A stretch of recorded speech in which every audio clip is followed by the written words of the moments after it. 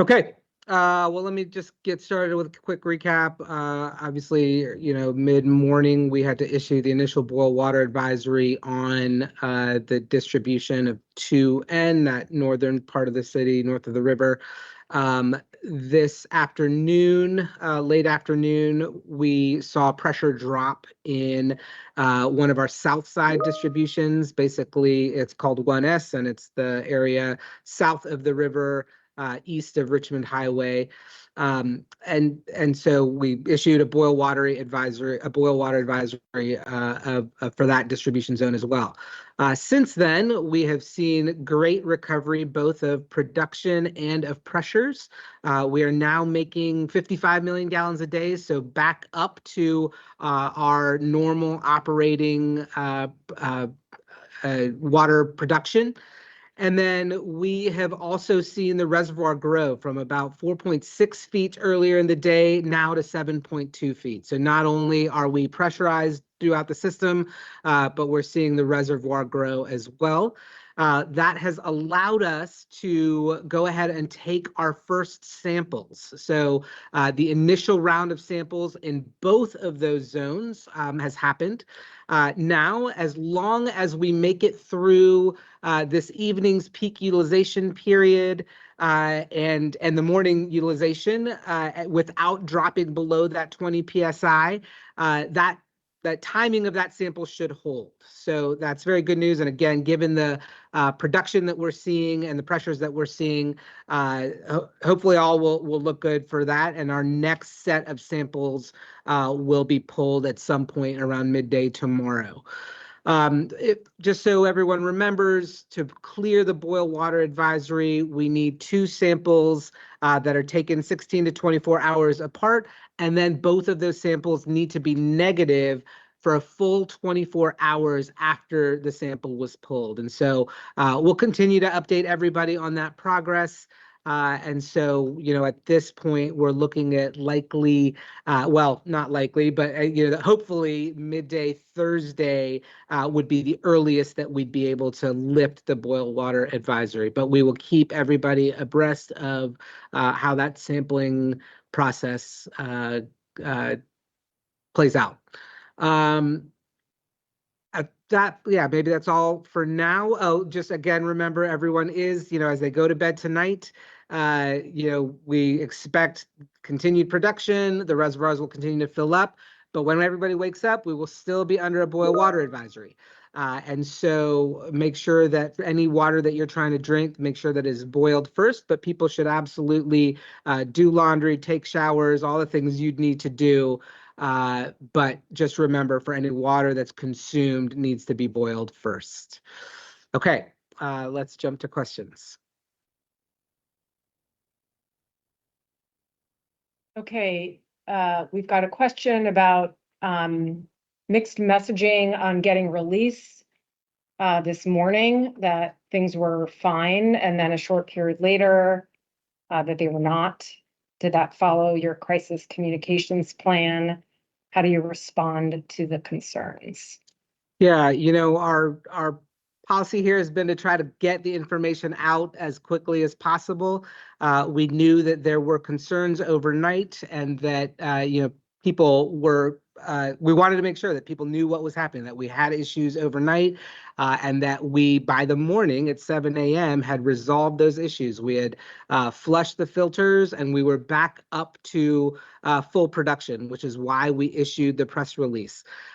Within maybe an hour to 2 hours after that press release, we saw reclogging of the filters. And so it was a new set of circumstances. I think this is the challenge when you have a dynamic situation. We want to just make sure that we are consistently providing people with the information as we know it. And then as we have an update, we're gonna have to provide people with updated information. I know that at times that's going to frustrate people because these situations are dynamic and the information is going to change. And all we can do is do our best to keep people abreast of the most up-to-date information and what our next steps are going to be. Okay, we've got a question about what specifically happened to cause the operational issue? Why does this keep happening at the plant? And do you expect to see this keep happening in the foreseeable future? So that's probably a Scott. Yeah, I'll let For me, Scott Scott. handle the specifics about that, but I will say that why does this keep happening? I mean, what happened overnight and this morning was a different situation than what we were dealing with in January. And I know for the public, the frustration is, why does the plant keep going down? I just want to be clear that these are separate issues. But I'll let Scott talk about sort of the specifics of what happened this time, some of which we're still discovering. Yeah, so when we talk about what happened at the facility, like Mayor was referencing, these are two separate instances. One was a flooding issue and one is a turbidity issue. Turbidity in the raw water can come from a high a multitude of factors. So one of the actions that we're going to be coordinating with VDH after this is a sit down and after action review, talking about what caused the high turbidity. Was it something in the raw water? Was it how we operate our facilities? And ways that we can improve this and then incorporate that into our standard operations to make sure that this event doesn't happen in the future. There's always a learning opportunity to figure out how we can better improve our systems, but ultimately we are going to have to sit down with VDH and have that discussion.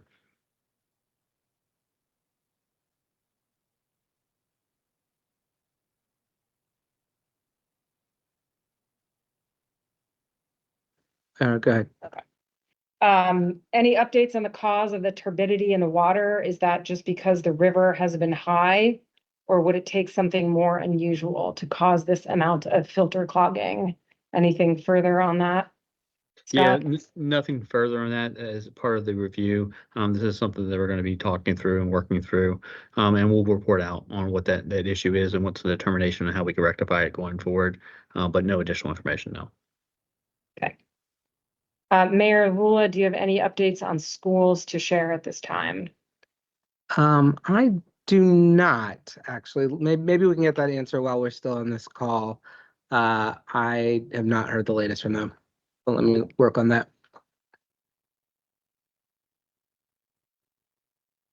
Okay, we'll work on that. Mayor Lula and Director Morris, are there concerns about the long-term viability of the water plant? Is another incident this close to January's outage viewed as a coincidence? If you want to address the first part. Yeah, I mean, clearly January's events, now this, we have seen in past assessments that there are concerns about the ongoing operation of the plant. And a plant is something that you need to keep making investments in, keep making updates to. After January, we made the decision to, I mean, obviously we did a lot of work in the wake of January's event to invest in filters and pumps and install some new ones. But we also made decisions to accelerate investments in the water treatment plant to ensure its long-term future. So, yeah, I think we are acting differently because of the events of January. We know that we've got to make investments on a more rapid timeline.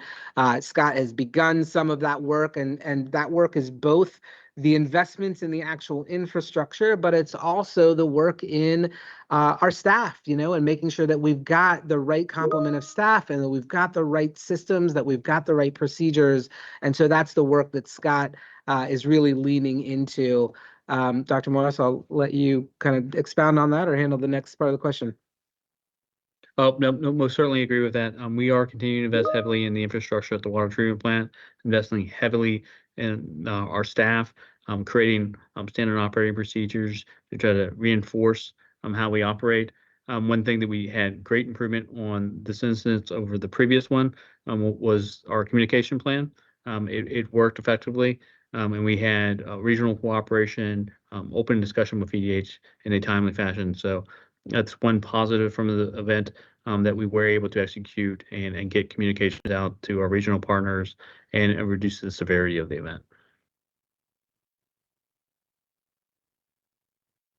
All right, question for Director Morris. What is your message to restaurant owners tonight moving forward, or also possibly Mayor Abula? Either of you want to take that one? I mean, as I said on our last call, there are guidelines for restaurants operating under a boil water advisory. We would encourage all restaurants to do that. I'm going to post the link right now in the chat to the VDH website that outlines what those guidelines are, and then happy to help route questions to the right places if restaurants have ongoing questions.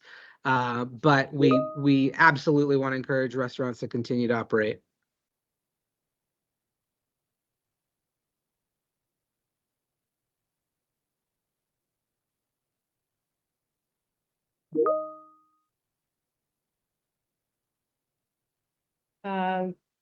Mayor Avula, any updates, any new updates regarding Richmond Ready? I think that was the same question that Ryan posted about our alerting. Ross is continuing to work on that, and we'll get updates about what's the work we're doing with Rich and Ready for everybody as soon as we can.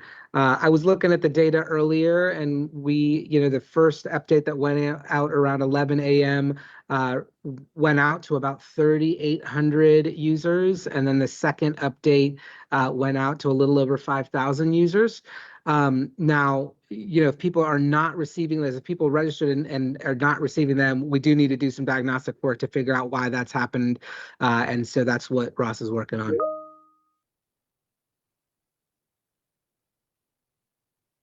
All right, Mayor Avula, can you give an update or news on possible water distribution sites?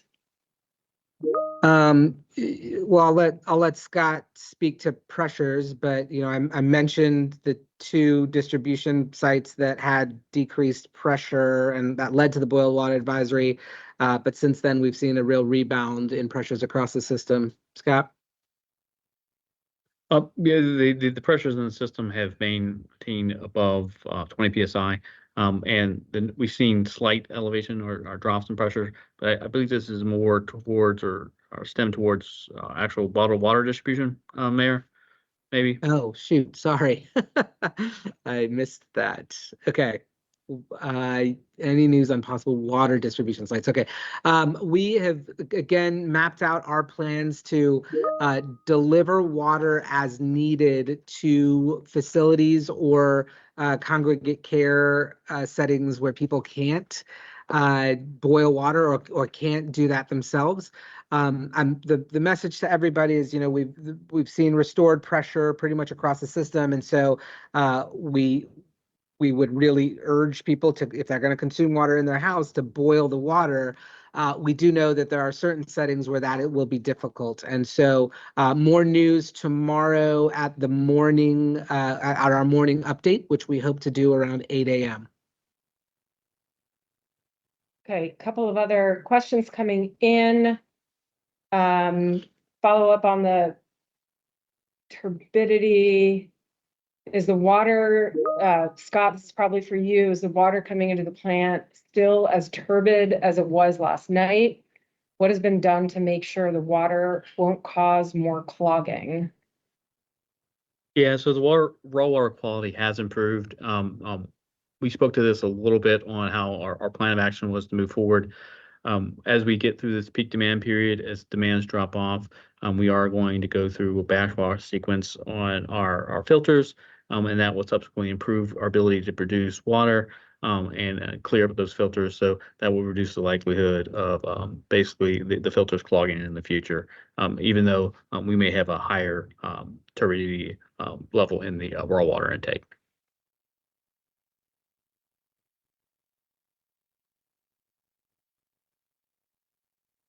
So getting a question about related to some businesses.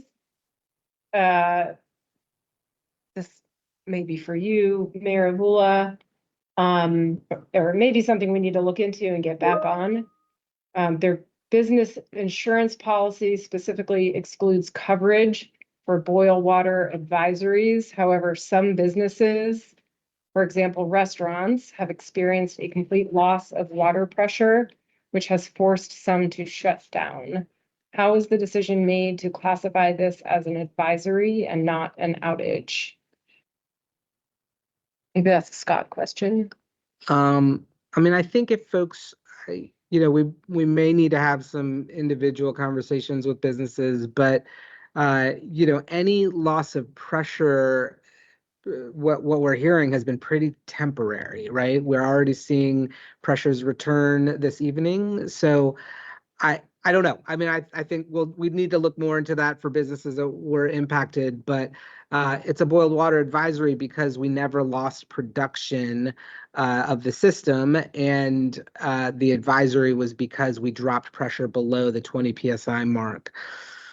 Scott, anything else you'd say there? Yep, no, you're spot on. So a loss of pressure would be like a zero. A loss of water advisory is when we drop below the 20 psi in the system. And we do that as precautionary measures to make sure that we continue to monitor residuals and then flow in the system and pressures in the systems, and then take subsequent samples to bring the system back online. So two different items. Okay, I think this is the last question. I missed this one. Can you confirm if the second sample takes place at 16 hours or 24 hours? Scott, do you want to speak to the guidelines? Yeah, so the guidelines, we had discussions with VDH on this. It's 16 hours from the first sample, and that's the minimum requirement. So you have to wait at least 16 hours. And I think the mayor was referencing a permittable time that you can take the sample. And so that gives you a little bit of time period where you can go out, grab the sample, bring it back to the lab, and then start doing an analysis. So minimum time frame you have to have is 16 hours. 24 hours is like just a general guideline on up to. You just have to meet the minimum time frame, which is the 16 hours. And then the reading of those tests occurs 24 hours after the sample has been pulled, because you've got to watch that grow in the lab for a full 24 hours before you can deem it a negative test.